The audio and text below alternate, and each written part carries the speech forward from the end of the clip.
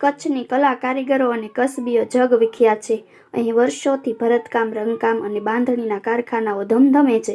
વર્ષો પહેલા કચ્છના કારીગરો જામનગર ગયેલા. હિન્દુ ખત્રી કારીગરોએ રંગાટ કળા ખૂબ જ વિકસાવી હતી.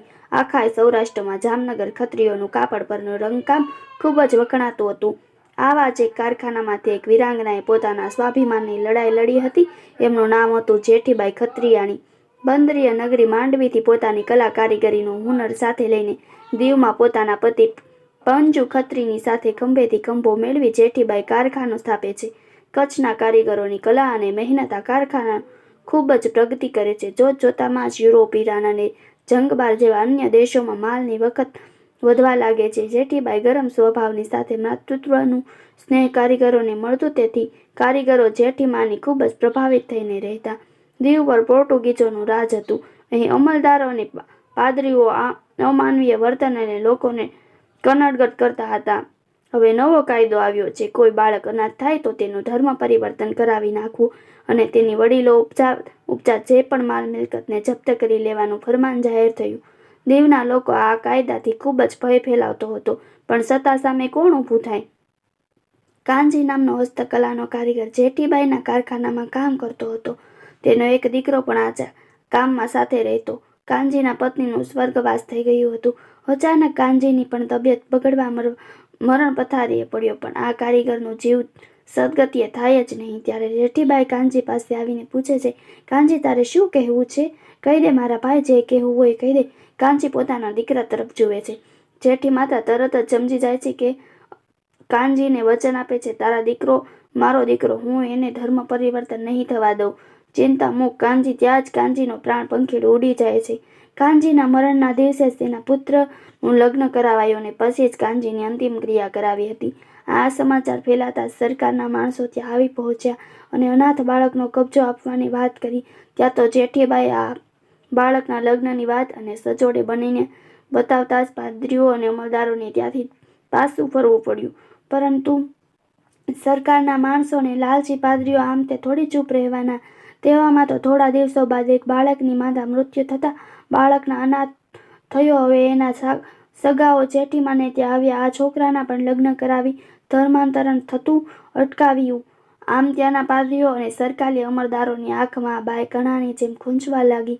હવે જેઠીબાઈ આ કાળા કાયદાથી કેમ મુક્તિ લોકોને અપાવે એ બાબતે વિચારવા લાગી. પોર્ટુગીઝ સામે લડવું સહેલું તો નહોતું, પણ અનાથ બાળકોને આ કાયદાથી બચાવવા પણ હતા. ઊંડા વિચારો બાદ એક કાયદાના જાણકાર અને બાહોશ ફિરંગી વકીલ પાસે જેઠીબાઈ લખાણ કરાવે છે. કાયદા અને પાદરીઓ દ્વારા થતા જુલ્મનો ઉલ્લેખ કરતી અરજી તૈયાર કરાવી. અરજી તો તૈયાર કરી, પણ હવે રજૂઆતો ક્યાં કરવી? આ વિચારો વચ્ચે જેઠીમાને થયું કે આ રજૂઆત જે પોર્ટુગીઝની મહારાણી સુધી પહોંચે તો અચૂક આ કાયદો તેમના ફરમાનથી રદ થાય. પણ મહારાણી તો 7 સમુદ્ર પાર હતા. ત્યાં સુધી જેઠીબાઈ જાતે ત્યાં જઈને રજૂઆત કરવાનું વિચાર્યું. કોઈના હાથે જો આ અરજી લાગે તો દીવમાં તકલીફો વધે, પણ જો જાતે મહારાણીને મળવાનું થાય તો રજૂઆતો મૂકી શકાય. લિસ્બન જવાની તૈયારી જેઠીમાએ શરૂ કરી, પણ કાગળ જો મહારાણીને મળવા જતાં કોઈને અપાય અને એ જો ત્યાં સુધી ન પહોંચે તો? જેવા અનેકો પ્રશ્નો વચ્ચે જેઠીમાએ કારીગરો પાસે એક સાડી તૈયાર કરાવી, જેમાં વકીલે લખેલ આખી વાત બાંધણીમાં હાથે બંધાવી અને સાડીને કચ્છી કસબા વચ્ચે ધર્મ પરિવર્તનના કાયદાનો થતો દુરુપયોગ, જુલ્મો અને અનાથ બાળકોને થતા અન્યાયનો એક એક શબ્દ પોર્ટુગીઝ ભાષામાં છાપી અને સુંદર મજાના ઉપહાર તરીકે તૈયાર કરી પોર્ટુગીઝની રાજધાનીમાં વેપાર માટે રોકાયેલા ગુજરાતી વ્યાપારીઓની મદદથી રાણીને મળવાનું સમય નિશ્ચિત કરાયું. આમ જેઠીબાઈ દરિયાઈ સફર કરી પોર્ટુગીઝની રાજધાની લિસ્બન પહોંચ્યા અને વ્યાપારી ભાઈઓની મદદથી જેઠીમા રાણીની સમક્ષ મળવા માટે હાજર થયા. દીવમાં લોકો પર થતા અત્યાચારો અને અનાથ બાળકોના ધર્મ પરિવર્તનની વ્યથા સંભળાવી. સાડી ભેટ આપતા આ સાડી પરનો એક એક શબ્દ પોર્ટુગીઝ તનાશાહીનું વર્ણન અને અનાથ બાળકોના બળજબરીપૂર્વકના ધર્મ પરિવર્તનની વાત મહારાણીના હૃદય સુધી પહોંચે છે. જેઠીબાઈને શાહી મહેમાન ગતિથી આવકારાય છે અને આ કાળા કાયદાને રદ કરવાનું ફરમાન તરત જ જાહેર કરાય છે. આમાં વીરાંગનાની જીત થાય છે. સાથોસાથ જેઠીબાઈના મકાન પર મહિનામાં એક વખત બેન્ડ સાથે સલામી આપવાનો પણ હુકમ કરાય છે.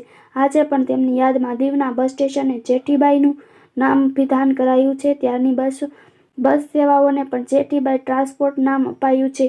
આ કચ્છી બ્રહ્મક્ષત્રિય વીરાંગના માટે આખું ગુજરાત માનભેર ગૌરવ લે છે. આવી જ વાર્તાઓ સાંભળવા માટે મારી ચેનલને લાઇક કરો, શેર કરો અને સબસ્ક્રાઈબ કરો. બાજુમાં આપેલું બેલ આઇકનનું બટન છે એને પ્રેસ કરો જેથી તમને મારા દરેક વિડીયોની નોટિફિકેશન સૌથી પહેલાં મળી શકે. Thanks for watching this video.